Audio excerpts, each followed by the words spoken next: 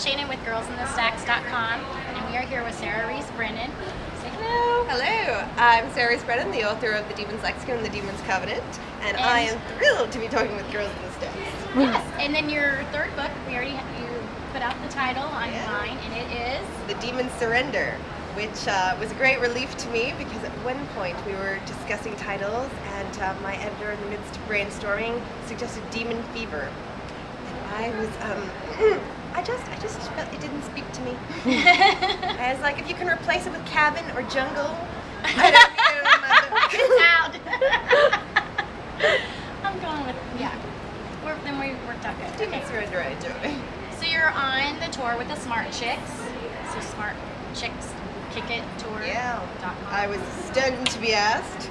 And then Melissa's like, no, you don't understand. The Smart Chicks are our girl characters. It doesn't mean us. And I was like, oh, well, it makes more sense then. Yeah, then you'd have to, I would probably like it better if they thought it was me. So what do you consider, what is a smart chick to you? I think that one thing that I feel really strongly about is that you shouldn't have just one type of girl who's a smart chick or who's a strong chick, because we all love, like, ass-kicking chicks. And yet I think you can't just be like, oh, she's strong because she kicks a man, then his nose comes out of the back of his head. She also could be strong because she has magical power, she could be strong because she's really, really smart, or she could just be strong because when the crisis happens, she's able to deal with it. Because let's face it, books are about terrible things happening to people. You need someone who can cope with almost anything. And so we've got Kelly Armstrong, and she's got a teeny tiny, sweet, sharp necromancer heroine, which I love. And then we've got Melissa Marr, she's got her people who are like, yeah, I could be dating the fairy prince, or I could just rule and he can hang around. Have my fairy tree. Yeah, have your fairy prince and someone else too. Yes. Why not? And then there's my character who is, in fact, the only one of the four main characters who can't handle herself in a fight and or can't do magic. So she's just sitting there going, this is terrible. And I've just seen a lot of girls in books who were Miss Normal and who were going, boyfriend, people around me with magical powers protect me. And I thought, at first, in that situation, I would really, really want someone to come help me. But about day 4, I'd be on www.ineedabazooka.com.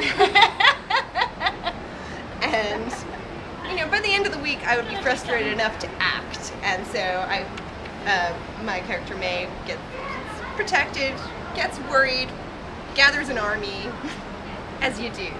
Yeah, she doesn't mess around. She's just except in the very beginning.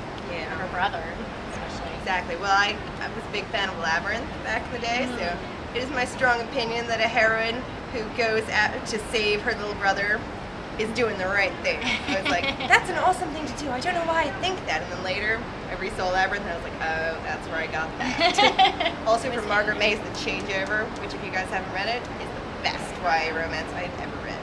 Oh. Super We good. will go get that. So if you could be any kick-butt character in the literary world, who would yours be? Oh gosh, any at all. Well, can I maybe pick 3? You could. Okay. Well, there's Isabel in Cassie Clare's More Lindsterman series, whom I really like because she wields a whip and she can totally handle the boys, and because actually a little detail of her is taken from my own life, because Isabel's really tall and she didn't wear high shoes for a long time because she was like, towering over everyone, and I'm a girl, and that was my journey as well. I think Cassie stole it from me. And at the end of the books, Isabel is wearing high-heeled shoes, which is about what I hit at age 20 when I was like, thought it. I really like high heels. And then there's Kate Daniels, and Alona Andrews' Kate Daniels books, in which, she's a young lady, a mercenary for hire, and she wakes up at one point to find her king of the beasts boyfriend staring over her, and she tackles him to the floor, starts beating him senseless, and it's like, how dare you, watching me while I'm sleeping, why are you so creepy? And he's like, baby, you're a mercenary who doesn't pick up the phone. I just like to check you're alive. I just count the limbs and then I go. And she's like, oh. Okay then. Well, I'm getting up. So I love Kate and her boyfriend. And then, I'd have to go with Buffy for old time's sake, because I've been a Buffy girl since I was 15. Yes, I saw that you liked Veronica Mars too. Love Veronica Me Mars too. so much. So I think Veronica Mars is the best. Veronica Mars season 1, best season on television.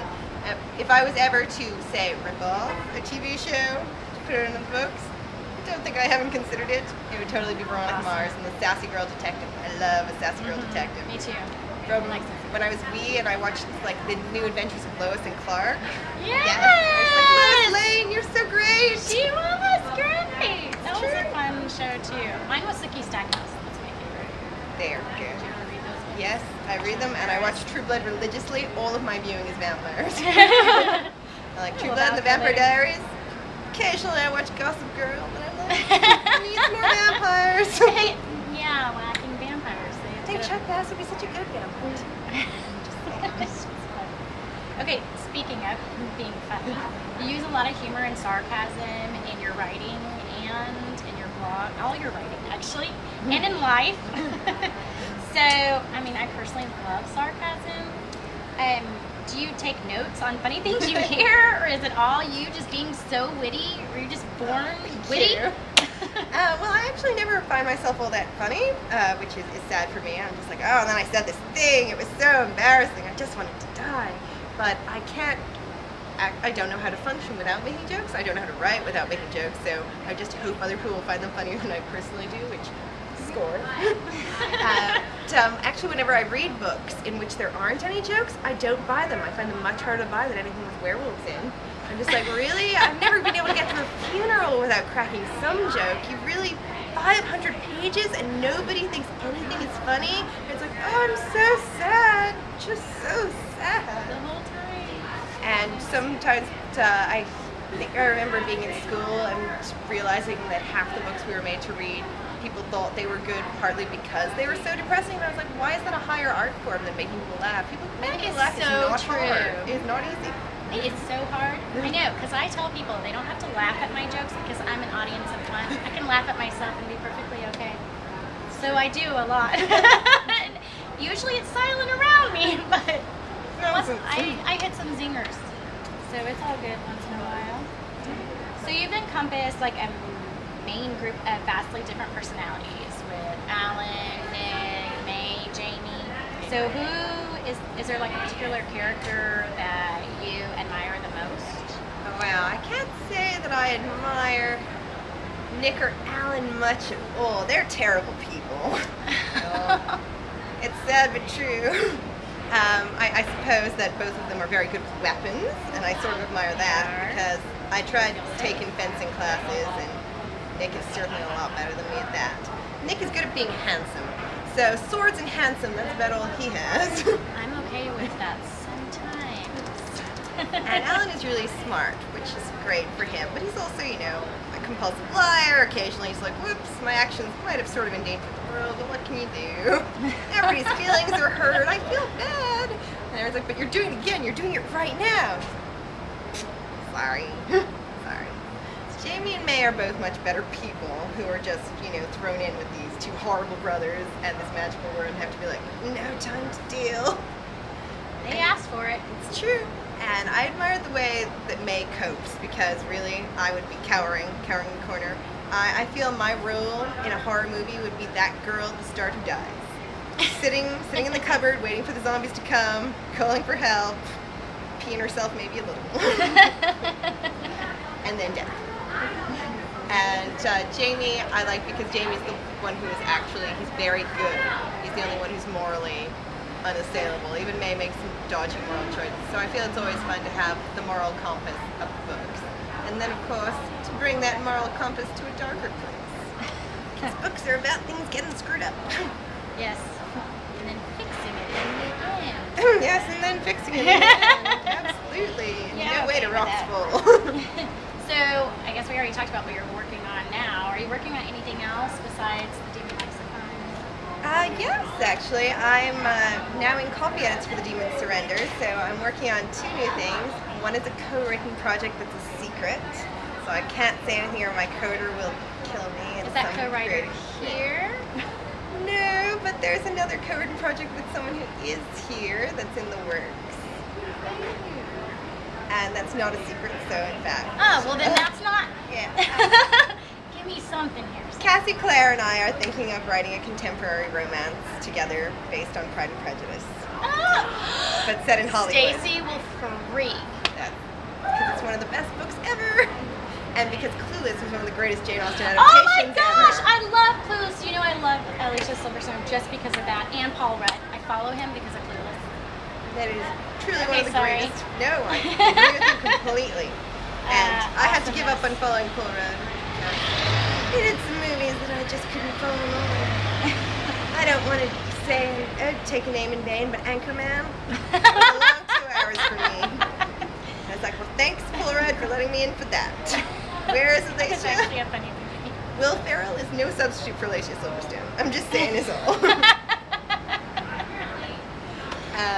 So yes, and then something I'm working on now by myself is about Sassy Girl Detective, because I totally am ripping off Veronica Mars after all. Gothic mansions, boys with secrets, and the fact that I think being able to read each other's minds is a horrible, horrible thing that would get you into tons of trouble. Absolutely. Okay, I'm into that. Tell me when that's out. I would. I want that one. You can just call me. Ring me. Tweet me. Absolutely. Ah! The joy of Twitter. So what's in your stack right now?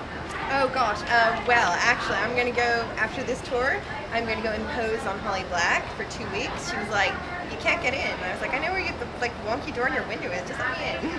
And she was like, I put a laser on the dove's head. And I was like, whatever, it's a dove, I can take it.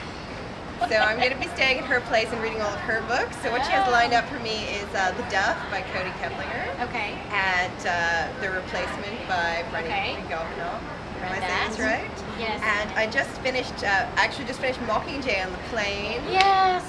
Did you And cry? I did not cry. I fist pumped because my team won. Oh, yeah, right. right. That's too. But it is sad. Okay. Well, I no guess spoilers. it was sad. I just saying. like winning. Can I say? The whole team Great. dynamic, other people, they're like, oh no, I think there's far too much focus on the love triangle and on teams. I'm like, I'm sorry, with teams, you win. It's like, That's true, and you did win. Me too. I used to cheat at sports We all day. did, actually. It's very important to me to win. With cheating at sports day meant I identified completely as a Slytherin while reading the Harry Potter books, and I wanted them to win. And that didn't really work out. So Yeah. I'm glad I won in Mockingjay. There you go. And I'm glad you did in Harry Potter. Whatever. Some of Slytherin were totally evil. Most were. Yeah. What are you gonna do when you're 11 and they're like, down to house evil? Enjoy. Down the house. Yeah, that's part of you now. All right, so now we do our interesting.